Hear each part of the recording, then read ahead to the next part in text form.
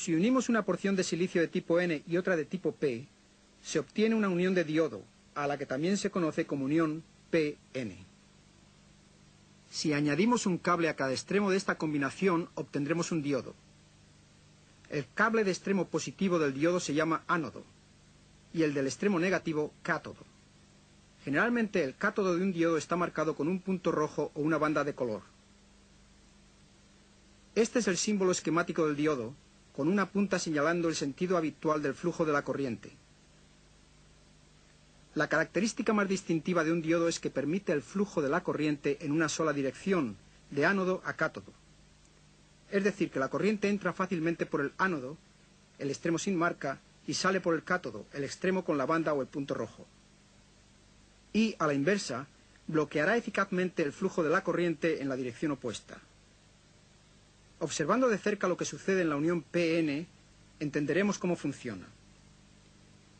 Cuando una porción de silicio del tipo P es unida a una porción de tipo N, los electrones libres del material de tipo N serán atraídos por los huecos del material del tipo P, y viceversa.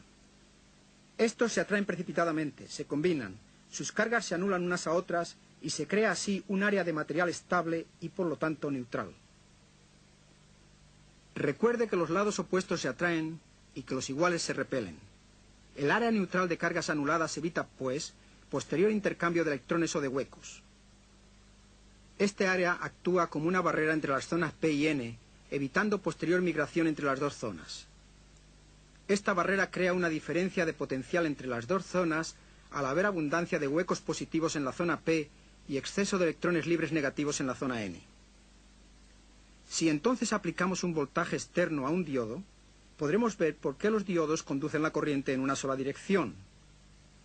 Pero antes de hacer esto, debemos integrar en el circuito una carga de circuito tal como una resistencia.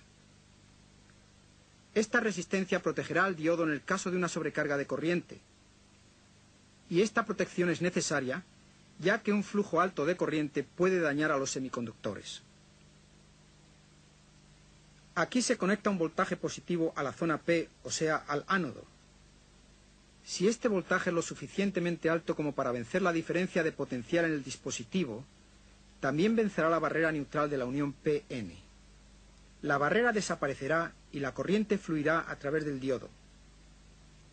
El voltaje aplicado de esta forma se llama polarización directa. Cuando se aplica un voltaje a un diodo, deben considerarse varias cosas importantes. En polarización directa, un diodo no conducirá flujo de corriente hasta que el voltaje no alcance una cierta magnitud, lo suficientemente alta como para vencer la barrera. El voltaje con el cual el diodo se vuelve conductor en su polarización directa se llama tensión umbral. Para un diodo de silicio, esta tensión umbral es de aproximadamente 0,6 voltios. Para un diodo de germanio, el segundo material más comúnmente usado en diodos, la tensión umbral es más baja, de 0,2 o de 0,3 voltios. Como dijimos anteriormente, la corriente que puede aceptar un diodo de polarización directa es limitada. Si la corriente directa aumenta demasiado, puede ocasionar que el semiconductor quede dañado o se funda. Por esta razón, debe usarse un limitador de corriente que proteja los circuitos de los semiconductores. En ciertas aplicaciones, tales como un control de circuito, podría ser eficaz el aplicar una polarización inversa al diodo. Esto asegura que el diodo no conduzca la corriente o que ésta no pase en una dirección determinada. Si invertimos la polaridad del voltaje externo, la barrera entre las zonas P y N aumenta y no hay flujo de corriente. El voltaje aplicado de esta forma se llama polarización inversa. Sin embargo, un voltaje inverso demasiado alto puede dañar el diodo y causar que éste conduzca la corriente en la dirección opuesta. Y la repentina sobrecarga de corriente resultante puede reventarlo.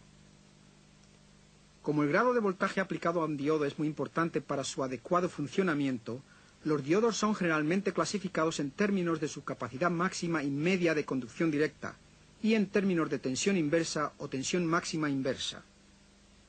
No puede excederse ninguno de estos valores, ya que de hacerlo se destruiría el diodo.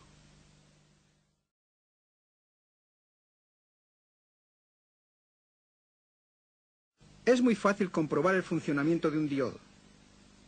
Muchos de los multímetros actuales tienen una función de prueba de diodos. Si su multímetro no la tiene, puede usted comprobar los diodos con un ohmímetro. Conecta el cable positivo al ánodo y el negativo al cátodo. El ohmímetro debe indicarle una resistencia de aproximadamente 50 ohmios a 2 kiloohmios. Si ahora invertimos los cables del ohmímetro, conectando el cable positivo al cátodo y el negativo al ánodo, deberemos obtener un valor de varios megaohmios. Si la resistencia en ambas direcciones es o muy baja o muy alta, el diodo es defectuoso. Dependiendo de sus características, los diodos pueden utilizarse para diferentes propósitos. Ya hemos mencionado que un diodo permite el flujo de la corriente solamente en una dirección y no lo permite en la otra. El diodo actúa así, como una válvula, y es el componente ideal para rectificar una corriente alterna a corriente continua.